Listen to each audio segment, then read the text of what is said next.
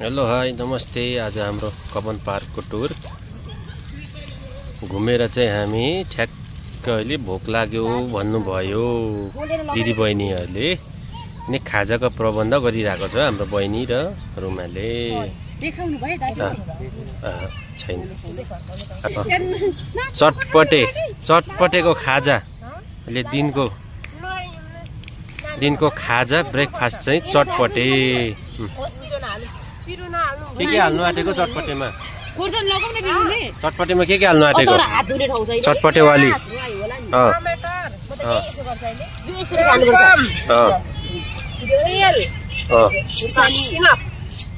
भयो।